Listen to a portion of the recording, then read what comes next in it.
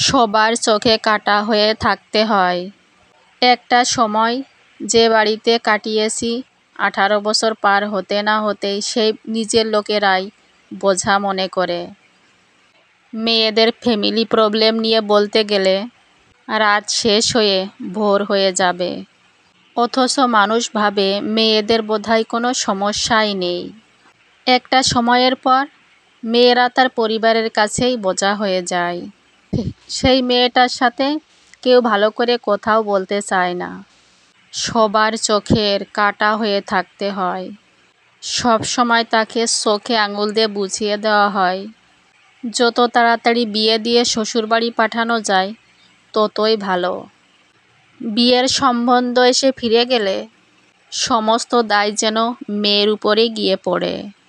কথা শোনানো তো ছেড়েই দিলাম, পরিবারের জন্য তখন মেয়েরা নিজেদের অভিশাপ বলে মনে করতে শুরু করে। অথচ বাইরের মানুষ এগুলো বুঝতেই পারে না। কারণ সমাজে মেয়েদের দুঃখ পেয়ে দেবদাস হয়ে ঘুরে বেড়ানো মানায় না। চাপা কষ্টগুলো মনের মধ্যে রেখেই মুখে মিথ্যে হাসি দিয়ে ভালো থাকার অভিনয় করতে হয়। মেয়েদের জীবনটা না একটা ভাসমান নৌকার মতো, কোথাও স্থায়ীভাবে থাকে না।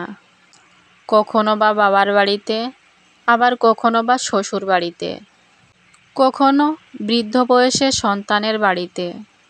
জীবনের শেষ নিঃশ্বাস ত্যাগ করে শেষ অবধি জায়গা হয় অন্ধকার কবরে, অথবা চিতায় পুড়ে ছাই হয়ে যায়। মেয়েদের সারা জীবন উৎসর্গ করেই যেতে হয়। মেয়েদের জীবনে কোনো কিছুই ফিক্সড হয় না। তারপরেও মেয়েদের কখনো জানা হয় না কোন বাড়িটা তাদের জন্য নির্দিষ্ট একটা জায়গা, কোন বাড়িটা তাদের নিজের, কোন পরিবারের নির্দিষ্ট মেম্বারশিপ। মেয়েরা কাঁদে, কখনো নিজের জন্য কাঁদে, কখনো মা বাবার জন্য কাঁদে, কখনো ভাই বোনের জন্য কাঁদে, কখনো ছেড়ে যাওয়া প্রিয় মানুষটার জন্য কাঁদে, আবার নিজের আত্মসম্মান রক্ষার জন্যও কাঁদে। তারপরেও মেয়েরা চারিপাশ সামলিয়ে বেঁচে থাকে, কখনো পরিবারের থেকে মূল্য পেয়ে, আবার কখনো মূল্যহীন হয়ে। মেয়েরা ভালো থাকতে চায় নিজের প্রিয় মানুষগুলোর ভালো রাখার জন্য। মেয়েরা তার আপন মানুষগুলোর সাথে একসাথে শান্তিতে বাঁচতে চায়। কিন্তু পরিবার, সমাজ মেয়েদেরকে বুঝতে চায় না কেউ। একটা মেয়ের বিয়ের পর অচেনা পরিবেশে অপরিচিত একজন মানুষের সাথে এক বিছানায় থাকতে হয়। যখন পরিচিত মানুষ ছেড়ে অপরিচিত একজন পুরুষের সাথে নিজেকে মানিয়ে নিতে হয়, এর চেয়ে বড় আর কোনো স্যাক্রিফাইস হতে পারে না। মেয়েরা দায়িত্ব পালনে বিন্দুমাত্র অবহেলা করে না। একটা মেয়ে জানে তার পরিবারের কোন সদস্যদের কী দরকার। সে জানে তার প্রিয়তম স্বামীর কখন কী দরকার।